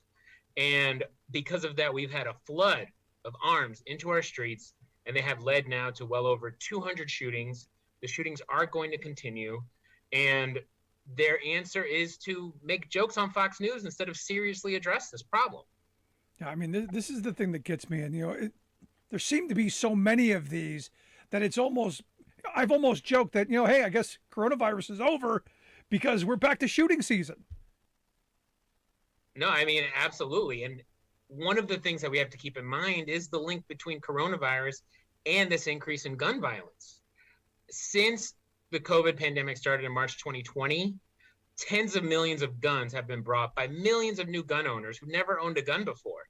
As a result, we have seen dramatic increases in road rage shootings, interpersonal violence, intimate partner violence, and now a return of school shootings and mass shootings led by extremists who have frankly been isolated because of COVID for years, and they've radicalized themselves online, connecting with each other in group chats. I mean, the shooter in Buffalo, and I think the reason that the shooter in Buffalo has sort of become the center of the world's attention right now is because he left a manifesto, he streamed his assault, and he really laid out why he was doing this, the hate that drove him, how that hate manifested and grew over the course of the last 2 years.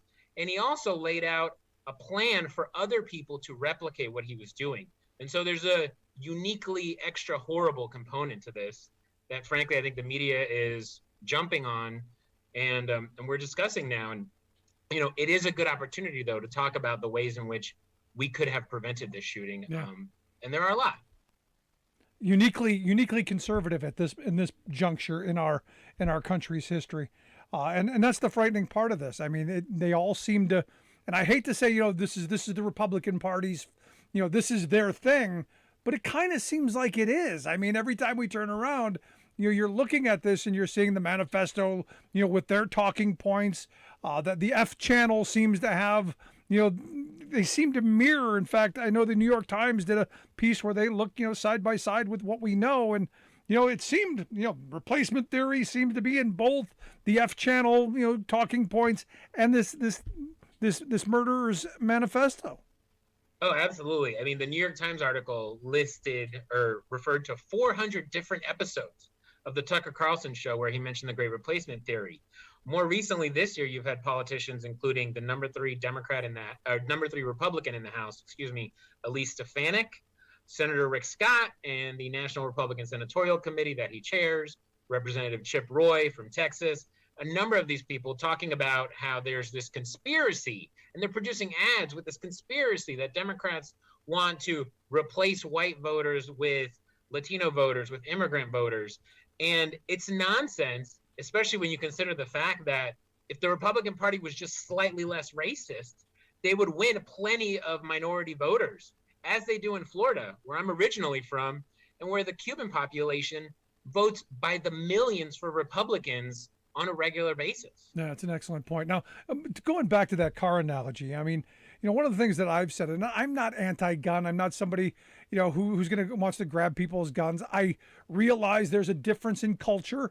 I grew up as a kid in a housing project on the west side of Cleveland. So when I saw somebody with a gun, reality, somebody was probably going to die. I now live in a neighborhood, in a rural community, where if you see somebody with a gun, they're probably going down the road to the free gun range, or they're probably going to go hunting. There are different cultures, there are different things that go on, and I understand that. And there have to be policy aims and things that hold people accountable in both of those worlds and in everywhere in between. But sadly, when you have these kind of blinders on of slippery slope kind of nonsense arguments that they make, you can do nothing to solve problems anywhere. And that's a part of my big problem with the right in their gun fetish. No, absolutely. There are common sense ways in which we can prevent people who are dangerous from getting guns. People who have malicious intent. We have things like permits requiring, in some states, law enforcement is required to interview you before you're able to get a permit. We should have longer background checks. Right now, we have a 3-day waiting period after a background check. And if your background check is not returned within those 3 days by the ATF, the gun dealer must sell you the gun.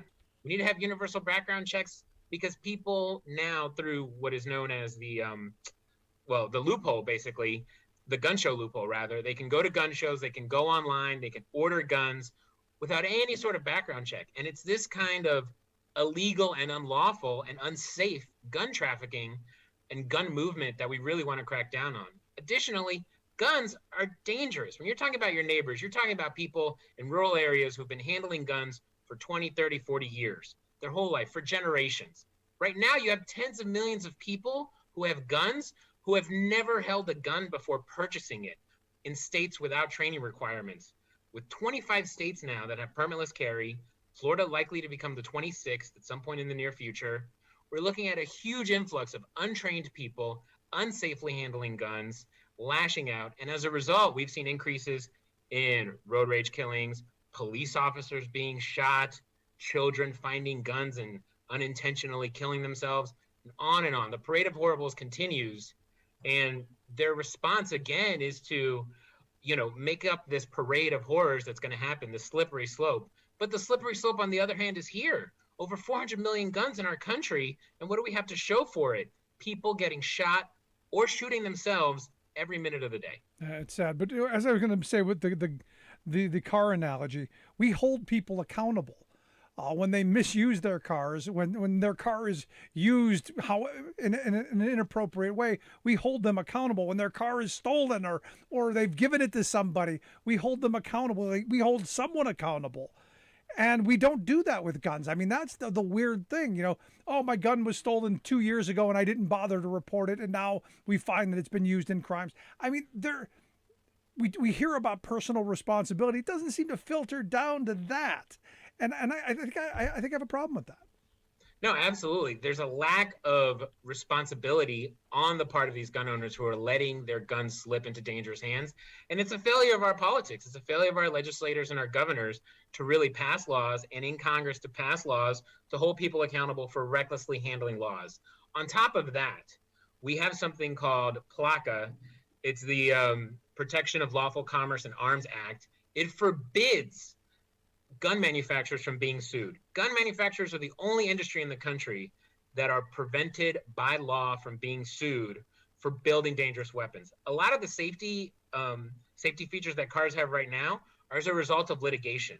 If we had litigation going after gun manufacturers for them to make guns safer, to require fingerprints, to require new technology, to require trigger locks on every gun, to require gun safes purchased with every gun, then we would start to see a change. However, because they are protected by this law, we are unable to sue them, or generally victims and survivors are unable to sue them in order to figure out ways in which they can manufacture these weapons in a safer way to protect the customer and to protect America.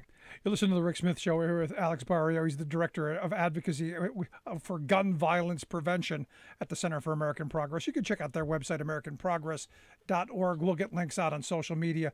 Now, I get from my gun friends all the time, well, you know, these mass shootings, yeah, there seem to be a lot of them, but you know, you look at our inner cities. Our inner cities are, you know, bad guys with guns, all of these, you know, illegal guns, all this stuff. That's the real problem. Don't come after us, you know, good gun owners. Go after them. What do you say to that? Well, I challenge them to look at the numbers and realize that there is, yes, gun violence in the inner city, but there's also gun violence in rural communities. More police officers are shot every day in rural communities than in urban communities across the country. That is a fact. We have serious crisis across Appalachia, across ex-urban communities that are being ravaged right now by meth and opiate abuse all over the country. And so, yes, there is a problem of gun violence in the urban core, and there's a problem of gun violence in the suburbs as well, where you have intimate partner violence rising, and again, road rage incidents, unintentional shootings that are as a result of reckless gun policies. And again, when people mention that, I push back to them. So what is your solution? What is your solution as a legal gun owner to protect your right? Because your right is being undermined by people abusing it consistently all over the country. Gun manufacturers, gun dealers abusing this right and putting our children, our communities, our families in harm's way. Yeah, I always get the, well, good guy with a gun. That's the answer. We need more people with guns. And I'm going, we've got 400 million. We got more guns in this country than we have people. I don't feel any safer. And like you said, we've now got more people who have never had access to guns before, who bought them out of fear of what could come out of the pandemic. And look, to be honest, you know, I know a lot of my liberal friends who know the folks on the extreme right, the militia crowds, the white supremacists, the gun fetishists on that side. They're starting to arm themselves because of all this underground chatter of the next civil war. This isn't a healthy environment for a democracy or for citizens as a whole.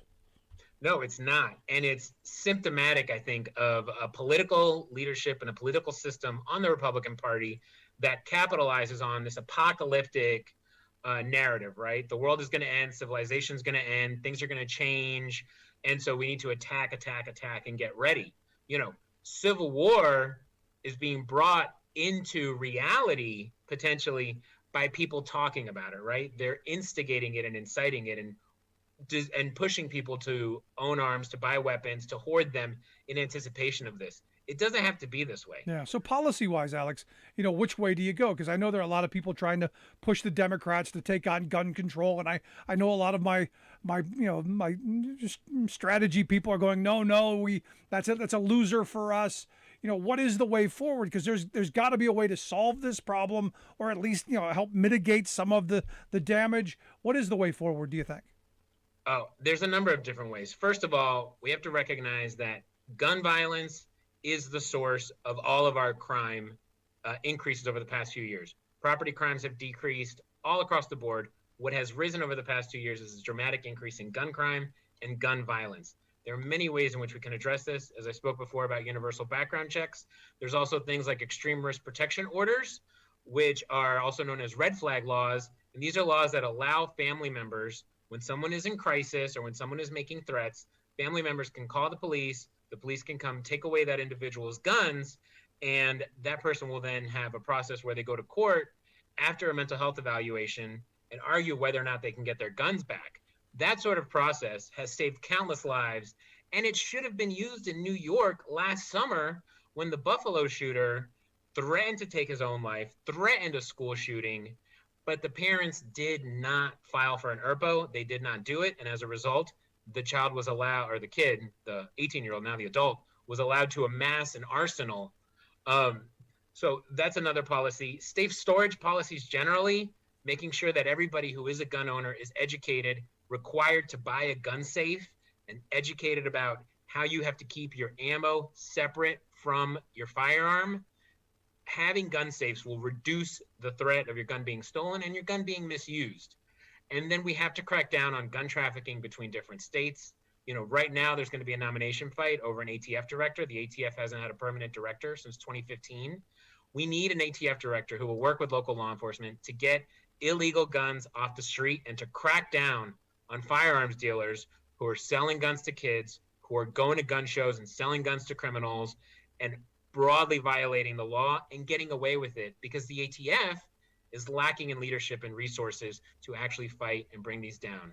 We know for a fact that there's only a few hundred gun dealers that are responsible for 80% of trafficked guns in the country. Brady United, one of our partner organizations, has a chart that tracks these licensed firearm dealers who are in constant violation of the law. We need to crack them down and shut them down, and in that way begin to keep our community safe and stop the flow. Last question I've got for you.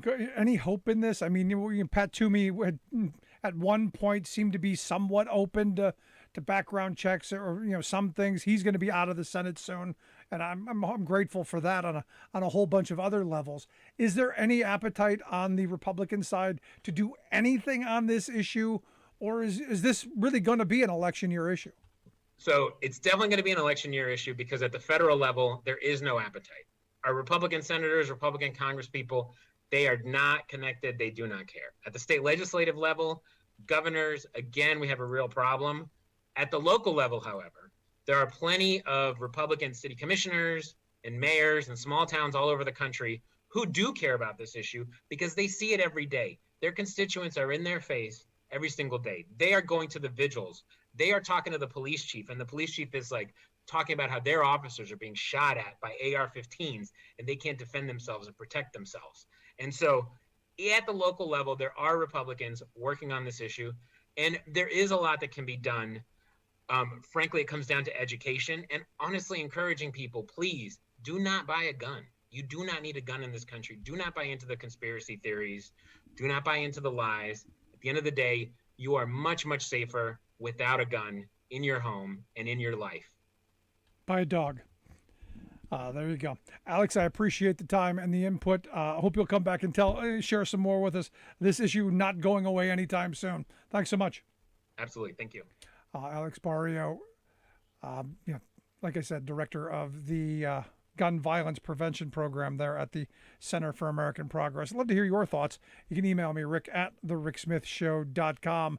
Do you agree? Should people be held accountable for the guns that they own? Should we have, I don't know, background checks? Should we have training? Before you buy a gun, should you know how to use it? Kind of looking at the John Kennedy analogy with cars. I'm thinking right back after this.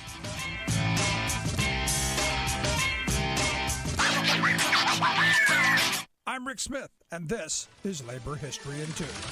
On this day in labor history, the year was 1979. That was the day an Oklahoma City jury found in favor of the estate of Karen Silkwood. Karen worked as a lab tech at the Cimarron nuclear plant operated by the Kerr-McGee Corporation. Karen joined the Oil, Chemical, and Atomic Workers International Union during a 1972 strike at the plant. She walked the picket line, returning to work once the strike was ended. Karen remained very concerned about safety standards in the plant. So much so that she decided to serve on the union's bargaining team. She also agreed to secretly collect documentation of the plant's negligence. In November, she did a routine self-check and found she had higher than normal levels of plutonium, an incredibly deadly substance in her body. Further investigation found her home was contaminated as well. She became convinced that her employer was attempting to poison her. Kerr-McGee accused Karen of poisoning herself to put nuclear companies in a bad light. Despite her fears, Karen pressed on with her investigation. She was on her way to meet with a union representative and a reporter from the New York Times when she died in a mysterious car accident. She was allegedly carrying a manila folder of documents related to her investigation. The documents were never found. Evidence showed that she was likely forced off the road by another vehicle. The jury found the company at fault for the plutonium contamination, awarding more than $10.5 million in damages. The company fought the verdict and eventually settled with the family for $1.38 million. In 1983, Meryl Streep starred in a movie, Silkwood, telling the story of this incredible woman who gave her life fighting for worker safety.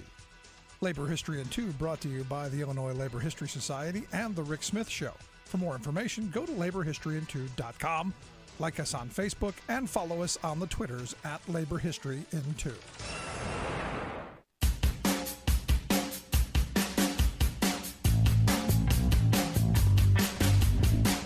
Welcome back to The Rick Smith Show. Check out our website, thericksmithshow.com. If you miss any of today's program or any of our programs, you get the podcast right there at the website or wherever you get your podcasts. Also, email me, Rick at thericksmithshow.com. On this gun issue, and like I said, I've been in both worlds. I've been in areas where you see somebody with a gun, duck. And look, I've seen people shot. It ain't pretty. It's not like it is in the movies. I've watched someone die. Ain't pretty. Not like it is in the movies. And like I said, I live in a neighborhood where, there is a gun range, within earshot of where we live, and you hear them, out there. The culture where I live now is, generations passed down guns from one to the next. This is Grandpa's rifle. And look, that is part of who we are as a country. I don't want to take that away. But, the reality is, especially as we can't figure out how to get along or respect each other's opinions or any of that, the fact that so many people have guns and this idea that it's all about the self. Understand, we had guns, generations ago. They were everywhere. And yeah, there was gun violence. But this kind of, this manifesto stuff, this is a late 20th century, early 21st century thing. This is a media thing where people want to see their names.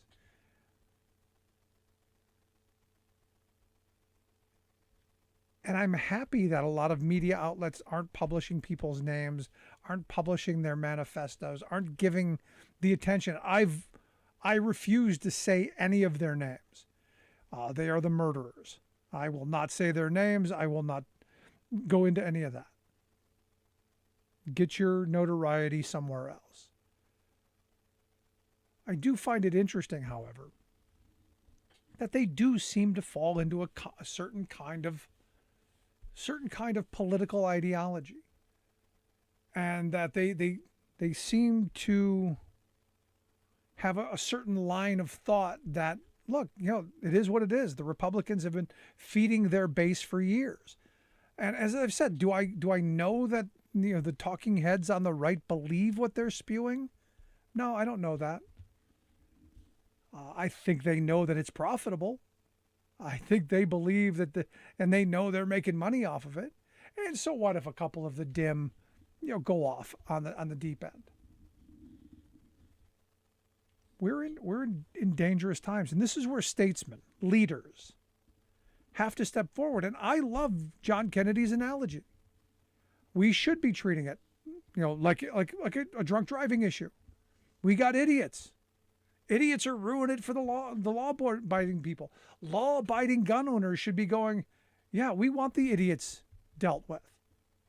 Yeah, we should be better gun owners. We should be demanding accountability. See, we used to be that country. The Republican Party used to be that country.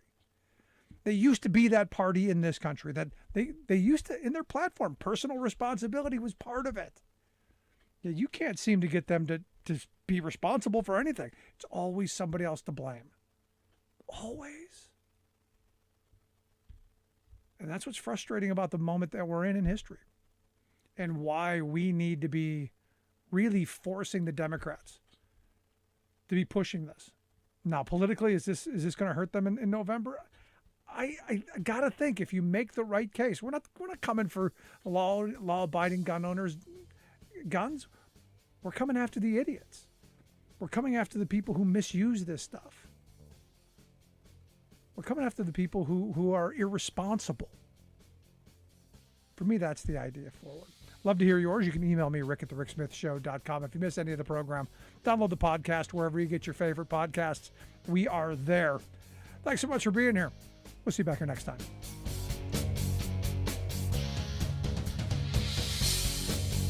You've been listening to The Rick Smith Show. Email Rick at rick@thericksmithshow.com.